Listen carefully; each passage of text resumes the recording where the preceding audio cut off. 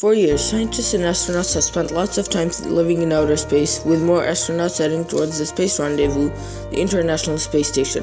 But has any regular member of society ever wondered why? Our solar system consists of 8 planets and a 2 octillion-ton star formed from hydrogen and helium called the Sun. Unfortunately, Earth and potentially Mars are the only planets in our solar system that lie within the habitable zone, which is a required set of conditions for humans to live and prosper.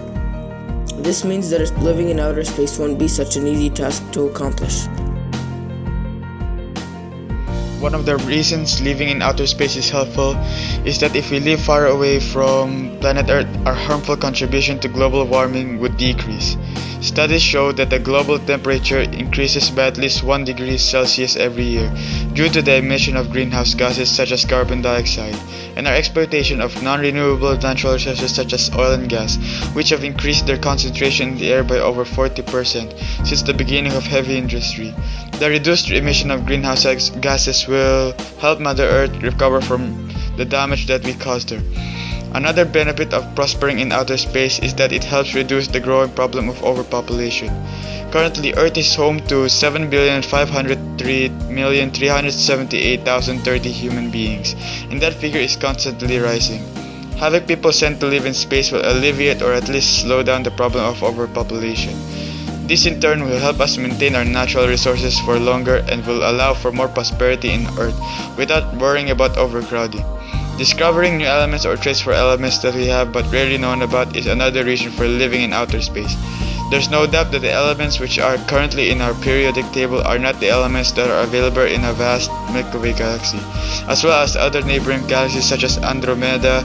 Discovering new traits of other elements or new elements in general will further expand our knowledge on what elements are found in our universe and how we can use more elements to our advantage.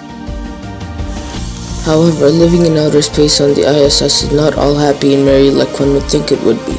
Living conditions on the ISS are different from those on Earth. On Earth, our bodies are carried by our backs and legs, which give our bones and muscles the strength required to be able to move.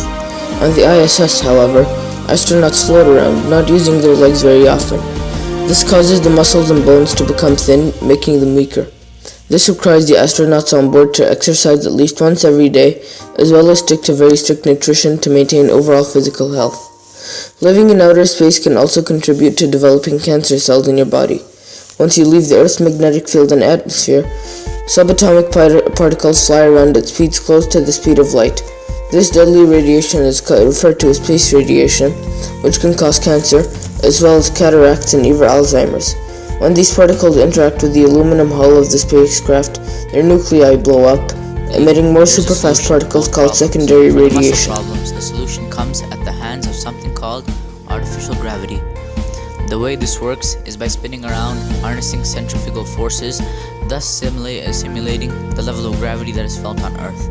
A solution for limiting astronauts' encounters with space radiation is using hydrogen, the most simple element which does a great job of blocking out space radiation. Another candidate for radiation blockage is polyethylene, a form of plastic which is found in plastic drinking bottles and grocery bags. This type of plastic is relatively cheap and high in hydrogen, but adding it to the structure of a spacecraft would increase the overall mass of it, resulting in a requirement of more fuel. A substitute of polyethylene is a material developed by NASA called S-R-Tiny. Nanotubes made out of carbon, boron, and nitrogen, with hydrogen interspersed throughout the empty spaces left between the tubes. Boron is also an excellent absorber of secondary neutrons, making hydrogenated BNNTs an ideal shielding material.